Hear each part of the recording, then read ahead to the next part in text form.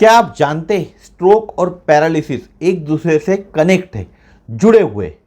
कैसे जुड़े हुए आज के वीडियो में हम देखने वाले, साथ ही साथ एक टेस्टिमोनी देखने वाले स्ट्रोक पैरालिसिस के ऊपर में, जो एक डॉक्टर के माँ के ऊपर में, उनकी मदर के ऊपर में, कैसे हिमोहिम ने उनको मदद की उनके स्ट्रोक पैरालिसिस माँ को। तो स्ट्रोक जिसको हम कहते हैं आघात और पैरालिसिस जिसको हम कहते हैं पक्षाघात, आपस में जुड़े हुए।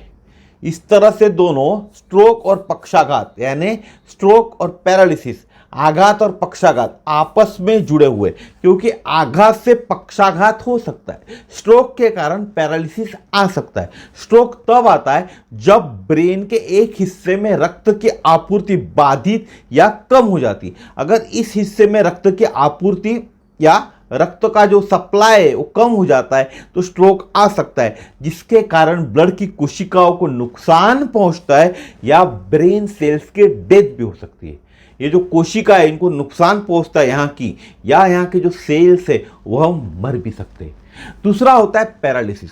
पैरालिसिस एक कॉमन सिम्टम है स्ट्रोक का।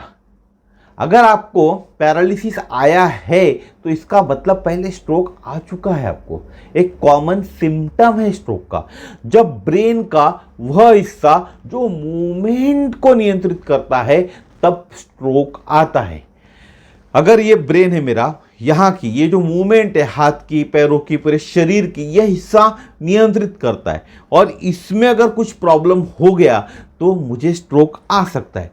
यदि स्ट्रोक ब्रेन के उस हिस्से में होता है जो शरीर के दाहिने, यानी ये राइट हैंड साइड, दाहिना यानी राइट हैंड साइड, ये जो हिस्सा है ब्रेन का राइट हैंड साइड के मूवमेंट को कंट्रोल करता है, तो इससे शरीर के लेफ्ट साइड के जो पोर्शन है उसमें पक्षाघात आ सकता है, यानी पैरालिसिस आ सकता है। सीधा सीधा बताता हूं मैं आपको, ये जो मेरा राइट साइड है, ठीक है, इस राइट साइड में अगर मुझे स्ट्रोक आ जाता है, ये राइट साइड का जो मेरा पोर्शन है, ब्रेन है, यहां मुझे स्ट्रोक आ जाता है, तो ये जो मेरा लेफ्ट साइड है इसके अंदर में मुझे पक्षाघात हो सकता है, यानी मुझे पैरालिसिस आ सकता है। क्या कहते हैं ये, ब्रेन अगर राइट साइड का जो मूवमेंट को कंट्रोल करने का जो काम करता है वहां अगर स्ट्रोक आया तो आपको लेफ्ट साइड के अंदर में पक्षाघात आ सकता है। ये पक्षाघात हल्के या गंभीर भी हो सकता है। अगर किसी को पक्षाघात आया, पैरालिसिस का अटैक आया, तो ये अटैक गंभीर स्वरूप का या हल्के स्वरूप का भी हो सकता है। हल्के स्वरूप का हुआ तो दवाई से ठीक भी हो जाता है। दवाई होती है, मॉलिश किए करना पड़ता है, अलग अलग एक्सरसाइज होती है जिसके कारण वो ठीक हो सकता है। तो नमस्कार दोस्तों, मेरा नाम है समीर शरद देशकर, मैं नागपुर शहर में रहता हूँ और एटोमी इंडिया में एज ए स्पेशल एजेंट करके कार्यरत हूँ। साथ ही साथ पेंडुलम डाउजिंग करता हूँ, साथ ही साथ मैं रिफ्लेक्सोलॉजी सीख रहा हूँ। एज ए रिफ्लेक्सोलॉजी के अंदर में मैं आपको आपके बीमारी से छुटकारा दिला सकता हूँ बिना दवा के आपको आपके बीमारी से छुटकारा दिला सकता हूँ, राहत दिला सकता हूँ। और पेंडुलम डाउजिंग में आपको आपके सवालों के जवाब मिल सकते हैं। जैसे आज का सवाल है, एक स्ट्रोक आया या पैरालिसिस का झटका आया तो क्या मैं हिमोहिम से इसमें रिकवरी होंगी मेरे पेशेंट में? ये जो सवाल है इसका जवाब आपको हाँ या ना में मिल सकता है। तो अब देखते हैं testimony stroke and paralysis patient की।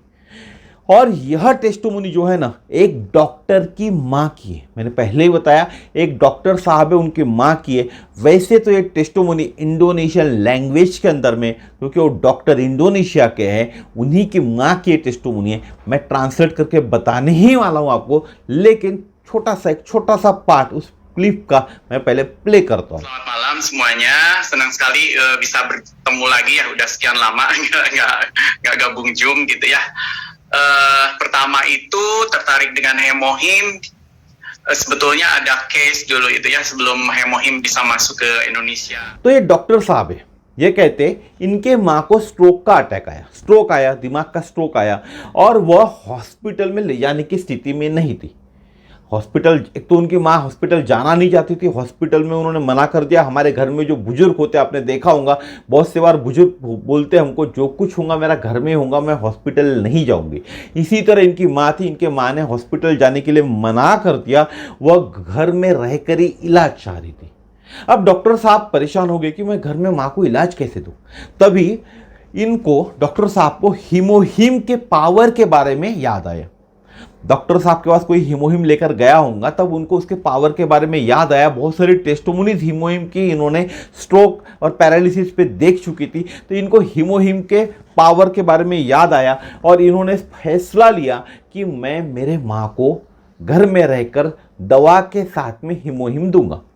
इन्होंने फैसला लिया, माँ हॉस्पिटल जाना नहीं चाह रही है, कोई बात नहीं, मैं घर पे उनका इलाज करूंगा, लेकिन हीमोहीम के साथ, हीमोहीम और दवा के साथ मैं उनका घर पे इलाज करूंगा, क्योंकि इनको टेस्टोमोनीज मालूम थी, पावर ऑफ हीमोहीम का क्या पावर है मालूम था, इसीलिए इन्होंने हीमोहीम देने का फैसला लिया। अब इन्होंने हीमोहीम दिन में सिर्फ एक ही बार देने का फैसला किया इनको माँ को, क्योंकि इनकी माँ काफ़ी दुबली हो चुकी थी, ओनली 35 kg की थी। इनकी माँ इतनी दुबली हो गई थी कि उनका जो वेट था ना, वेट वो सिर्फ 35 kg था, जिस कारण डॉक्टर साहब ने फैसला लिया मैं सिर्फ एक हीमोहीम ही रोज पर डे मेरे माँ को दूंगा, 2-3 नहीं दूंगा, ओनली 1। और 2 हफ्ते बाद एक चमत्कार हुआ डॉक्टर साहब के लाइफ में।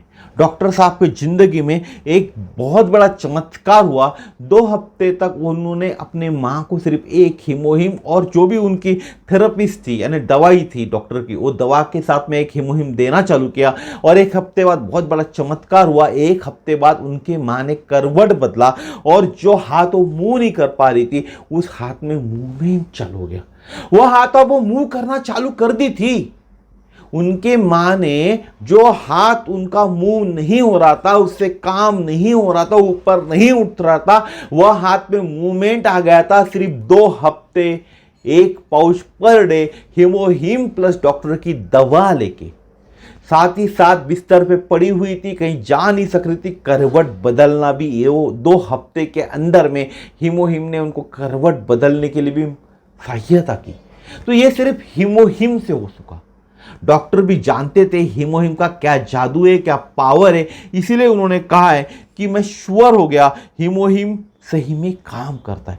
जब उन्होंने एक्सपीरियंस अपनी माँ के ऊपर में लिया, तब वो श्योर हो गए कि हीमोहीम काम करता है। अगर थेरेपी के साथ उसको ऐड कर दिया जाए तो और बेहतर ढंग से काम करता है।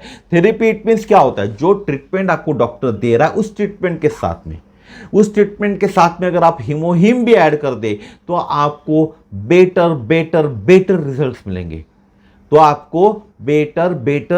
रिजल्ट्स मिलेंगे। इसीलिए आपके दवा के साथ ही आपको हीमोहीम लेना है, ताकि आपकी दवा धीरे धीरे कम हो।